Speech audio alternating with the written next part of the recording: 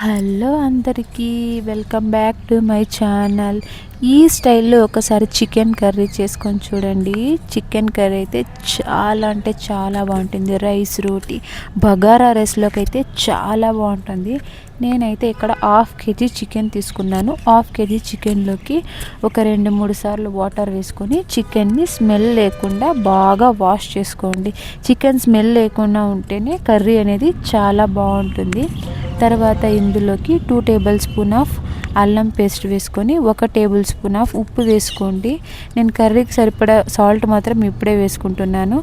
ఒక 1/2 table spoon పసుపు వేసుకొని ఈ మసాలాలంతా బాగా చికెన్కి పట్టే వరకు చేత్తో బాగా కలుపుకొని 1 లేదా 2 గంటలు మ్యారినేట్ చేసి పెట్టుకోండి, లేదా 1/2 అవర్ అయినా. ఇప్పుడైతే స్టవ్ పైన ప్యాన్ పెట్టుకొని ప్యాన్ హీట్ అయిన తర్వాత ఈ కర్రీ కొద్దిగా ఆయిల్ ఎక్కువ పడుతుంది. ఒక 4-5 టేబుల్ స్పూన్లు ఆయిల్ వేసుకొని 1 ఇంచు చెక్క, 4 లవంగాలు, 1 బిర్యానీ ఆకు, కొద్దిగా సోంపు, 2 ఏలకలు ఇవి ఫ్రై అయిన తర్వాత ఒక 2 పెద్ద సైజు ఆనియన్ సన్నగా కట్ చేసుకొని కొద్దిగా కరివేపాకు కూడా వేసుకోవాలి. ఆనియన్ బ్రౌన్ కలర్ వచ్చే వరకు ఆనియన్స్ని ఫ్రై చేసుకోవాలి. ఇందులో 2 లేదా 3 పెద్దగా టమాటాలు సన్నగా కట్ చేసుకొని వేసుకోవాలి. టమాటాలు పూర్తిగా మెత్తబడాలి. మెత్తబడిన తర్వాతే మనం చికెన్ అనేది యాడ్ చేసుకోవాలి.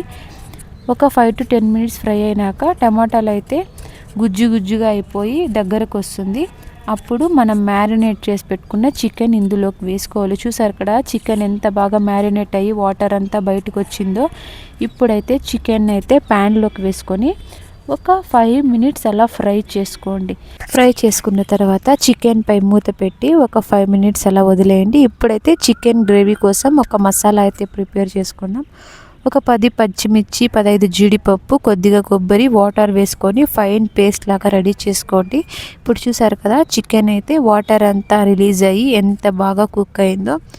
ఇప్పుడు ఇందులోకి 2 టేబుల్ స్పూన్ల ధనియాల పొడి, 1 టేబుల్ స్పూన్ మిర్చి పొడి, 1 table spoon garam masala, 2 table spoon chicken masala వేసుకొని ఫ్రై చేసుకోండి. కారం ఆల్రెడీ మనం పచ్చిమిర్చి వేసాం కాబట్టి మీ టేస్ట్కి తగ్గట్టు ఉప్పు కారాలు అయితే అడ్జస్ట్ చేసుకోండి. ఇప్పుడు ఈ మసాలాలంతా వేసుకొని చికెన్ మాడిపోకుండా ఒకసారి ఫ్రై చేసుకోండి. చికెన్ మాడిపోతే టేస్ట్ అయితే అస్సలు బాగోదు, కర్రీ టేస్టే చేంజ్ అయిపోతుంది.